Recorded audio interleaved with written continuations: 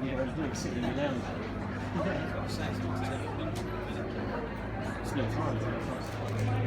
Ladies and gentlemen, Colin Kirsch. Hello there, and thanks for coming along to the talk. Now, imagine you were a cyclist in 1914. You feel like you're an independent person, you're good at navigating. I think every cyclist needs to find the best way to wherever they're going, whether it's through traffic or in the countryside, watching the signs. When Germany invaded Belgium, an interesting thing happened. Germany mobilized so many troops that they used every means necessary to move their troops as fast as possible into Belgium. All the bicycles that were available in Germany were suddenly called into service. Now, Germany didn't actually have a dedicated military bicycle. It had been trying to build up its arms in a slightly discreet fashion. So what Germany did, Germany backed all its manufacturers to try and promote German goods for export. And the cycle manufacturers in Germany adopted a standard pattern roadster bicycle that coincidentally was very suitable for military use. So when the Germans invaded Belgium, all of these bicycles came into use, and Belgium retaliated among their other troops with their cyclist brigades.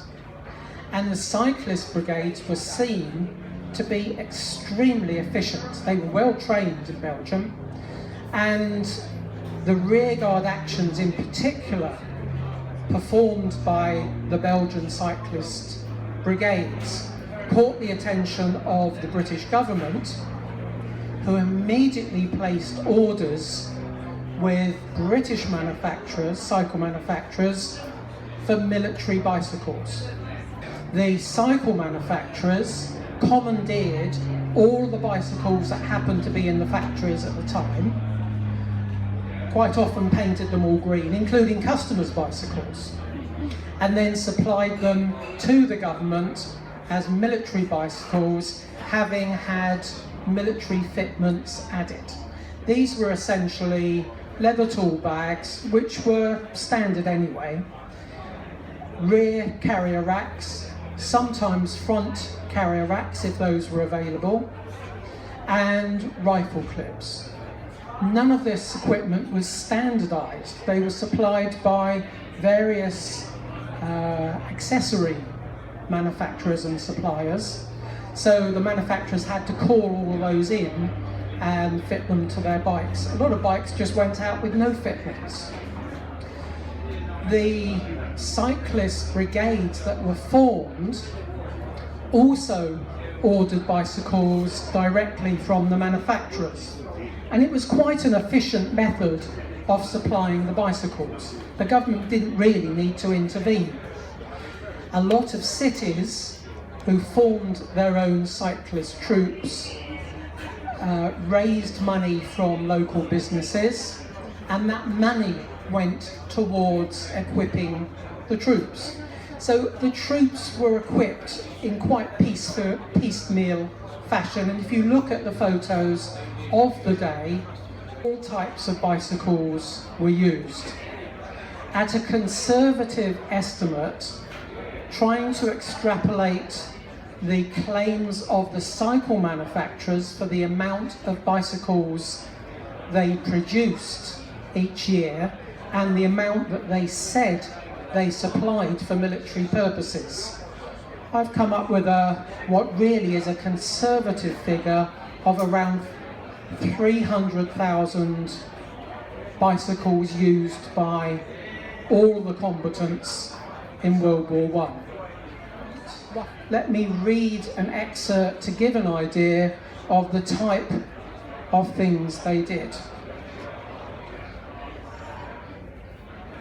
They were best described as mounted infantry. In the early days of the war, cyclists were few in number and poor in official support. It was assumed that their role was limited mainly to that of patrols and advance guards, and also messengers or orderlies. They were never considered to be a serious fighting factor. And yet, after a year at war, they rank with the best of the British infantry. So the types of things bicycles were used for was for cycle scouting, for sentry duty. They served on the front as snipers, again obviously ideal for that role. Dispatch riders. Now a motorcycle was faster, but a motorcycle was noisy. A cyclist was silent.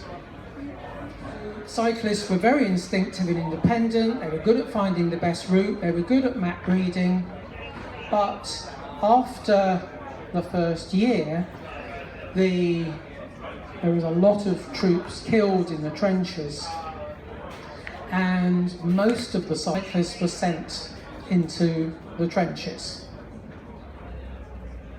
The folding military bicycles were used by most of the combatants, the Allied combatants of World War I. You'll find the British use a BSA folding bicycle, the French used the Captain Gerard, and the Italians used a Bianchi folding bicycle. The first Italian folding bicycle was made by a company called Costa, and I have one here. It just made it into the book at the last minute. I bought it only a few months before the book was due to be published, and I'm going to illustrate how it's folded. This particular style wasn't used by the Italian military during World War I, but they used it in the Egypt campaign. And then the Russians bought it, and when the Russian military folding bicycle was made, they used this design, slightly different than the basic design. Now, I wondered if I could have a volunteer from the audience who would be prepared to put this on their back, and then we can see how heavy it is. I have a volunteer. It's actually Anthony Cleal, who volunteered for exactly the same service for the book. You can see a number of photos of him in the book, struggling. There's no other word for it. Struggling with a BSA military folding bicycle on his back. So I'm going to put the microphone down, and then you can watch as I unfold the bicycle, attach some straps, and put them onto Anthony's back.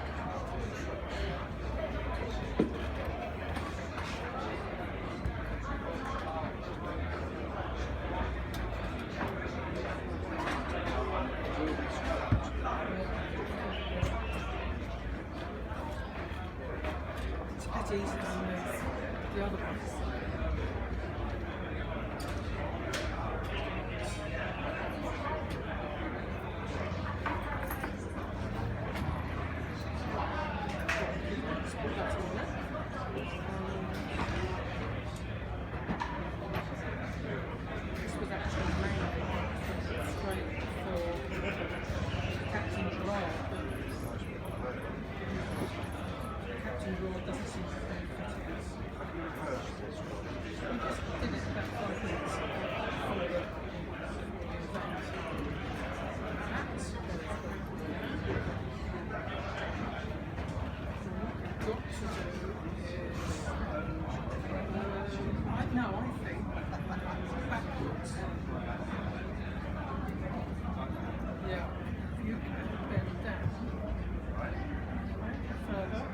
You can tell this hasn't been rehearsed.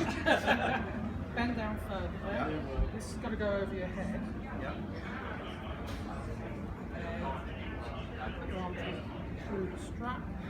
Those will be your shoulders. I'll lift it up. So thick bits of the strap over the shoulders. Over my shoulders. And pull it down as if it went into your bottom. I see. So this would go onto the belt. Yeah. So if you'd like to turn round, how heavy is it? Very. And this was one of the lightest. Okay. How's that? How far do you think you'd get carrying that? To the entrance to this tent. Well, these were used by the Bersaglieri, the Italian cyclist troupe, and they wore these in the Alps. And if you look, if you'd like to turn around please, Anthony, you'll see it actually says Battalion Bersaglieri. These are solid tyres. Officers rode tyres that were pneumatic. You can tell a soldier's bicycle because it had solid tyres. Thank you very much. I think that draws us to a conclusion. You can collapse now. Thank you.